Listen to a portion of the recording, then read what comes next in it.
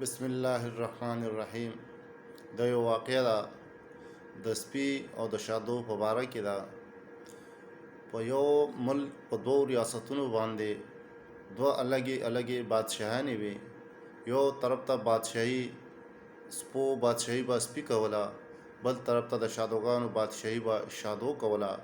یو ورځ د دواړه بادشاهان شادو او سپي یو ځای شو او دوی دواړو دا خبره وکړه چې د دواړو ریاستونو بادشاه یو شي نو دا به زموږ دپاره ډېره ښه وي.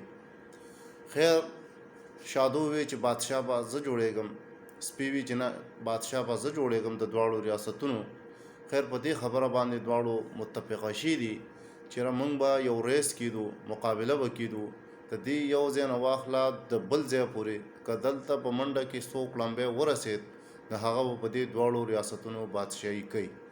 شادو هم دې خبرې ته تیار شو او دا تجویز چې دا د اسې هم د سپي و، د سپي خو الریډي تیار و. خیر دواړو ورځ چې دا مقرر شوې ده په هغه مقرره وخت باندې دوی دغه ځای له تللي او خپل ریس چې دا شروع شوی دی. کله چې په ریس شروع شو شادو په خپل ریس باندې روان دی، د سپي سره خو هغه منډه نشوه وولی، خو بهرحال هغه خپلې مقابلې ته بالکل تیار و. څنګه چې سپی د خپل د علاقې نه ووت بلې علاقې ته داخل شو نو هغه سپو په هغه باندې حمله وکړه. هغه ډېرې چغې هغو ته وولې چې زه د خپل د ځان دپاره نه ستاسو د بادشاهۍ دپاره لګیا یم چې که تاسو زه دلته مات کړم وخوړم نو د دې نه بعد به په تاسو بادشاهت چې دا بیا شادوګان کوي. لہذا داسې کار وکئ، ما پرېږدئ چې زه ستاسو بادشاه چې دا مقرر شم. خیر څه په سوال منتونو باندې د سپو نه ځان خلاص کړي، داسې لږ مخکې نور لاړ شي، نور سپي راونسي، هغو ته هم دې ته خبره کوي. آخر ځای ته د رسېدو نه مخکې شادو چې هغه ځان ځای ته ورسوي او سپی چې دا رستی پاتې شي.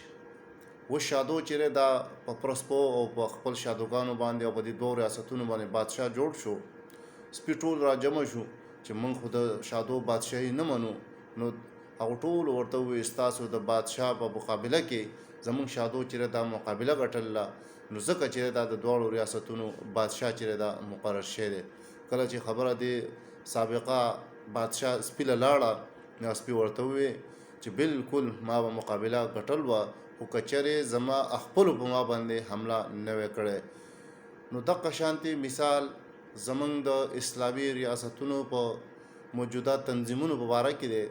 که چېرته زموږ اسلامي تنظیمونو په یو بل باندې حملې نه کولې نو نن به په ملک باندې یو اسلامي جمهوریه پاکستان په نوم یو صحیح معنو باندې یو اسلامي حکومت به و.